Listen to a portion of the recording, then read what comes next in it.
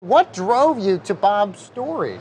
I was 13 years old and I heard on the radio the voice of my mentor in journalism, George Knapp. He broke the story in 1989 about Area 51 and flying saucers. And the way this guy described the propulsion system of these craft, I wanted to know the truth. I wanted to know the truth about UFOs, and I wanted to know if Bob Lazar was worthy of our trust. I want to back up a second. What is Bob Lazar's story about Area 51, for those who don't know? So the very simple version is that in 1989, to protect himself, he came forward on the news with George Knapp, and he says, I was working for the United States military to reverse engineer an alien propulsion system, unlike anything, a non-reactionary field propulsion system based on gravity and an element called element 115. It's an amazing story. So the world exploded, everybody learned his story, and then he kind of like hid back. He wants his own life, you know. But I pulled him out. George Knapp was fighting this on his own for 25 years. I pulled him out after 30 years.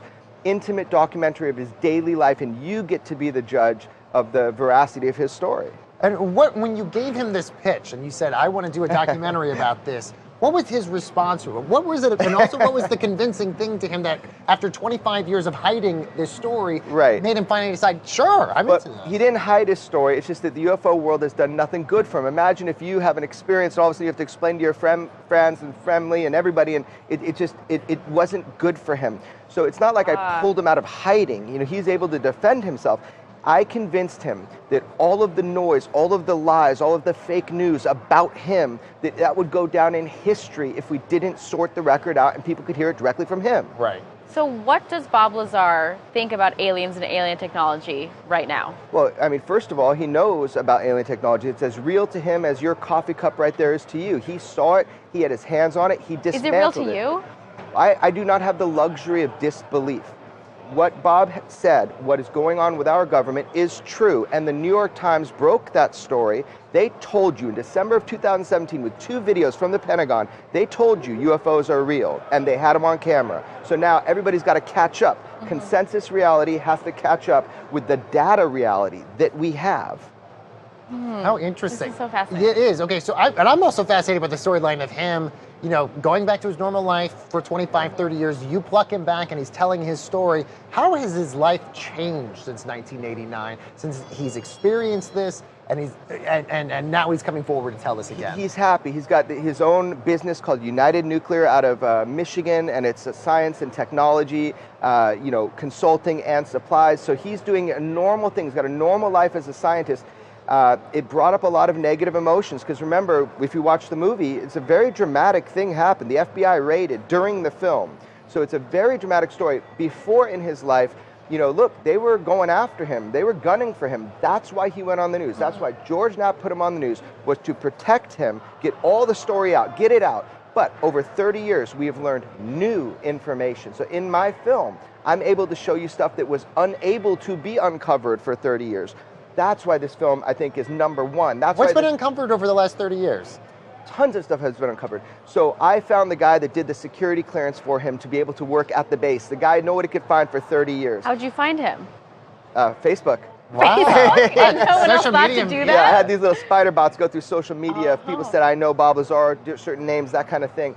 But look, additionally, Bob knew the exact time and date of test flights of a flying saucer over a remote base that nobody knew of. How did he know? Additionally, there's all these other elements that like came forward now after 30 years. Now we know gravity is a wave. That's what Bob said back then. We didn't prove that yet. That's a new scientific discovery. Also, element 115. It was on the periodic chart, maybe, like it could be. It has now officially on the periodic chart because we made a few atoms of it, not stabilized like Bob worked with. So the point is, a lot of what he said is coming to fruition. So look, watch the movie, be skeptical, but watch the movie and get the evidence. Don't listen to the fake stuff that's out there.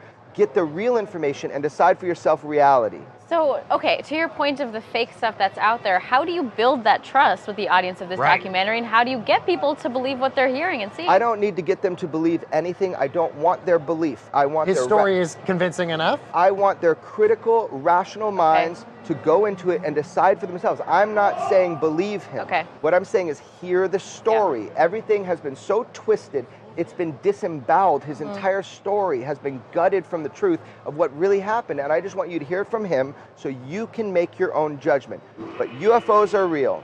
They are in our airspace, flying with impunity. Our military knows it, and they outpace anything that we have. And we learned that with Commander David Fravor and the New York Times, which I broke that story before the New York Times about Commander David Fravor. So it's out there. People just need to be open enough to look at the evidence, and then the movie speaks for itself. We got to ask you, where can people see this documentary? Right now, iTunes #1, baby. Go to iTunes. Yes. That's what I'm so excited. But you can get it on any pay-per-view platform. Okay, amazing. Amazon as well. Amazing. Sorry, I have one more question. I'm just so fascinated by this. Okay, so with all the sci-fi movies out there when it comes to alien life and UFOs, all that, do you think that colors people's ability to believe this type of phenomenon in real life? I do believe that popular media, art imitates life and life imitates art. So I do believe films are one way, like my film, where people can become exposed to big ideas. And those big ideas can shake the foundations of even your faith. But if you're open to them and you look at them and use your rational mind, you're going to get closer to the truth. Every day we're getting closer to the truth. Yeah. Bob Lazar's critics have been holding the mic for more than 30 years, and we took the mic back, and I'm not letting go. So that's what this is about. All right, the documentary, of course, is Bob Lazar, Area 51, and Flying Saucers. This story is extraordinary, especially if it's true. And it all started in the desert, just north of Las Vegas. A local scientist who's worked at Groom Lake said to be where top-secret weapons systems have been tested over the years. He has asked that his identity be shielded. Exactly what's going on up there? What's going on up there could be the most important event in history. Physical contact and proof from another system, another planet, another intelligence. What would happen to you if the government learned that you were giving us this information? He just wanted to stay alive. Maybe this has been kept from us for a good reason. Sir, how do we know you are who you say you are? My name's Bob Lazar.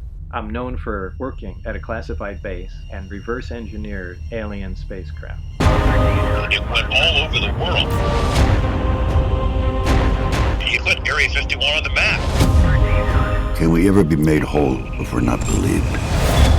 We can't verify what was going on in his background.